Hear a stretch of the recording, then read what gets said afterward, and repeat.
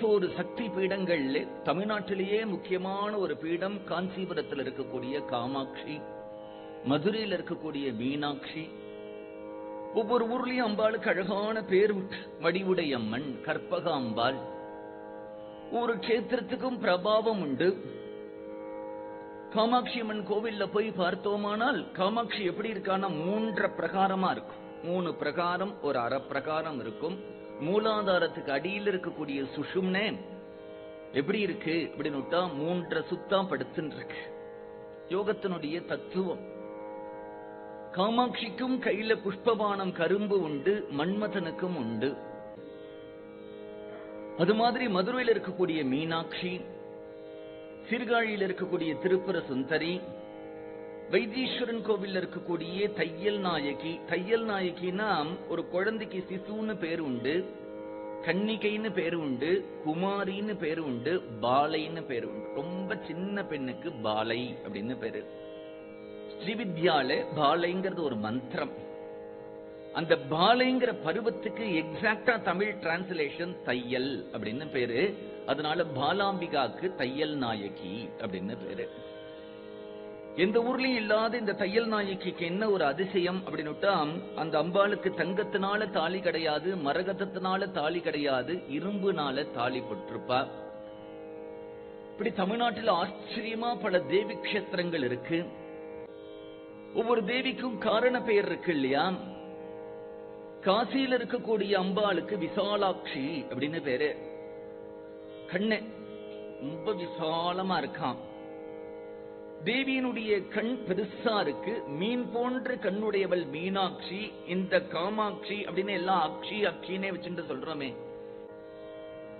ஏன் கண்ணை வச்சுட்டே பேர் வருது அப்படின்னுட்டா, அது மாதிரி மீன் போன்ற கண்ணுனால அழகா, விசாலமான கண்கள் இருக்கிறதுனால அழகா அப்படின்னுட்டா, மீனுக்கு ஒரு தன்மை உண்டு.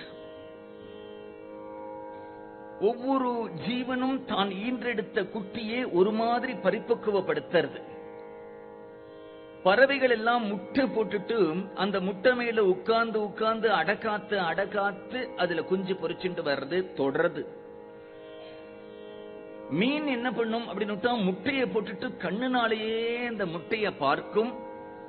அந்த கண்கள்ல இருந்து வரக்கூடிய சக்தினாலேயே அந்த முட்டை பொறிஞ்சு போயிடும்.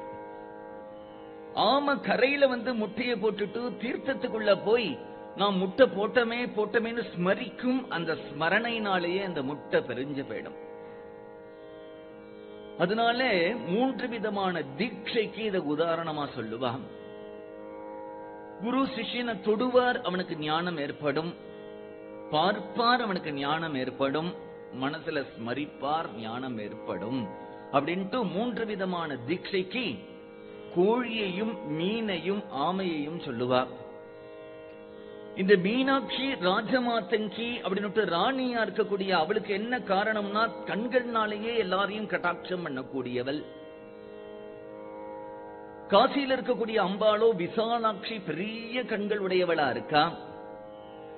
காஞ்சிபுரத்தில் இருக்கக்கூடிய தேவிக்கோ காமாட்சின்னு பேரு. இந்த காமாட்சிக்கு ஏன் காமாட்சி அப்படின்னு பேரு அப்படின்னுட்டா, இவ யார கட்டாட்சம் பண்றாளோ அவளுடைய ஹிருதயத்தில் இருக்கக்கூடிய காமங்கள் எல்லாம் போயிடுமா. அதுதான் இவளுடைய அனுகிரகத்தினுடைய சக்தி. காத்யாயினின்னுட்டா தமிழ்நாட்டில் இருக்கக்கூடிய தெய்வம் யாருன்னார், கன்னியாகுமரியில் இருக்கக்கூடிய அம்பாள். கன்னியாகுமரியில் இருக்கக்கூடிய கோவில் இருக்கக்கூடிய அம்பாள் சன்னதியிலே சிவன் சன்னதி கிடையாது. ஏன்னா இன்னும் கல்யாணம் ஆகல, கன்னிகையா இருக்கா. கையில ஜபமால வச்சுருக்கா. இன்றைக்கும் அவளுடைய மூக்கில் இருக்கக்கூடிய மூக்கத்திலிருந்து வரக்கூடிய அந்த ஜொலிப்பு இருக்க ஜோதி, பிரிட்டிஷ் பீரியட்ல அதை தடுத்து ஒரு சுவர் போட்டுட்டான். ஏன்னா கப்பல்லாம் அதுதான் லைட் ஹவுஸ் வர ஆரம்பிச்சுடுத்து. இன்றைக்கும் அப்படி ஒரு அப்படியே தக தக தக தக தகன்னு அந்த மூக்குத்தி ஜொலிக்கும். தேவியே அங்க தபஸ் பண்றா. தபோபூமியா இருக்கிறதுனாலதான் அந்த பிரதேசத்துக்கு யார் போகனாலும் தபஸ் பண்ணணுங்கிற எண்ணம் வருது. சுவாமி விவேகானந்தர் இந்தியா முழுக்க நடந்து வரும் பொழுது இந்த கன்னியாகுமரிக்கு வந்த உடனே அவருக்கு தபஸ் பண்ணணுங்கிற எண்ணம் வந்துடுத்து. நீச்சல் அடிச்சுட்டு ஒரு பாறையில போய் தனியா உட்கார்றார். 3 நாட்கள் தபஸ் பண்றார். பாரத தேசம் முழுக்க சுற்றி அந்த தேசத்துக்கு வந்த உடனே தபஸ் பண்ணணுங்கிற எண்ணம் ஏன் வந்ததுன்னா, தேவியே இங்க தபஸ் பண்ணிட்டு இருக்காம், கையில ஜபமாலைய வச்சுட்டு கன்னிகையா இருக்கா. நவராத்திரி அப்படிங்கறதுக்கு சாஸ்திர ரீதியா ஒரு அர்த்தம் சொல்லணும் அப்படின்னுட்டா, உடம்புல நவத்வாரங்கள் இருக்கு. 2 கண்ணு இருக்கு, காது இருக்கு, மூக்கு இருக்கு, வாய் இருக்கு, குதம் இருக்கு, யோனி இருக்கு. நாம பிராணன் உள்ள போகிறது இல்லையா, இந்த பிராணன் நம்ம மேல மட்டும்தான் பிராணாய ஸ்வாஹா, அபானாய ஸ்வாஹா, வியானாய ஸ்வாஹா, உதானாய், பஞ்ச பிராணன் உடம்புல ஓடின்னு இருக்கு.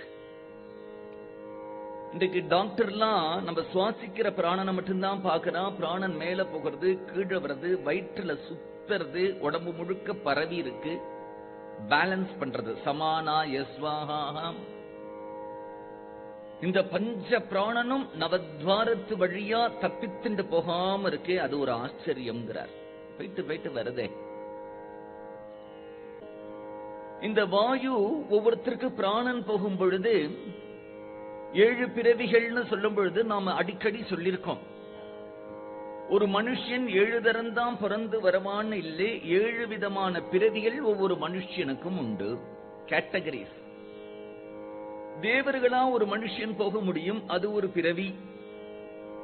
மனிதர்களா நாம இருக்கமே, இது 2வது பிறவி. கால்நடைகளா இருக்கே 3வது பிறவி. பறவைகளா இருக்கே 4வது பிறவி. பாம்பு தேல் போன்று பூமியில ஊரின் இருக்கே, அது ஒரு பிறவி 5வது. மரம் செடி கொடிகளா இருக்கே, அது ஒரு பிறவி. தீர்த்தத்தில் இருக்கக்கூடிய மீன் முதலே அது மாதிரி இருக்கக்கூடியது ஒரு பிறவி. மொத்தம் 7 பிறவி. இந்த பிராணன் போயிட்டு அடுத்துதான் ஒரு ஜென்மா வரும்பொழுது ஒரு மனுஷனுக்கு இந்த 7ல ஏதோ ஒரு பிறவி தான் வரணும். இந்த 7 பிறவிய இந்த நவத்வாரத்துல 2 கண்ணையும் 2 காதையும் ஒரே துவாரமா பண்ணிண்டா நவத்வாரம் 7 துவாரமா போயிடுறது. பிராணன் போகும் பொழுது கண்ணு வழியாவா, காது வழியாகவா, வலது நாசி வழியாகவா, இடது நாசி வழியாகவா, வாய் வழியா, குதம் வழியா, யோனி வழியா, எதை வச்சுட்டு போகிறதோ அதுதான் அடுத்த ஜென்மத்துக்கு காரணம். கண்ணு வழியா போனா தேவர்களா போயிடுவா அப்படிலாம் சொல்லிருக்கு யோக சாஸ்திரத்துல. இந்த நவராத்திரிங்கிற காலத்துல அப்படி உபாசனை பண்ணி நவத்வாரத்தையும் அடக்கி உபாசனை பண்ணக்கூடிய உலகத்துக்கு போகணும் அப்படின்னுட்டா கண்ணு வழியாகவும் பிராணன் போகக்கூடாது, காது வழியாகவும் போகக்கூடாது, நவத்வாரத்து வழியாக போகாம அடக்கி தலை வழியா இந்த பிரம்ம ரந்திரம் திறந்து அது வழியா மேல போகணும். நவராத்திரியில நவத்வாரத்தையும் அடக்கிறதுங்கிறது தத்துவம். விஜயம் தசமி அப்படின்னுட்டா யாத்திரை, இது வழியா கிளம்பி யாத்திரை போ, அர்ச்சனாதி மார்க்கங்களான உலகத்துக்கு போ. நவராத்திரியினுடைய தத்துவம் இது. அதனாலதான் சில பேர் இந்த நவராத்திரி தேவி பூஜை எல்லாம் பண்ணிட்டு கடைசி நாள் அன்னைக்கு விஜயதசமி அப்படின்னு கிளம்பிட்டு பக்கத்து ஊருக்கு போவான், சிம்பாலிக்கா. ஆனா பிராணன் அந்த பிரம்மரந்திரம் வழியா திறந்து மேல போகிறது தான் நவராத்திரியினுடைய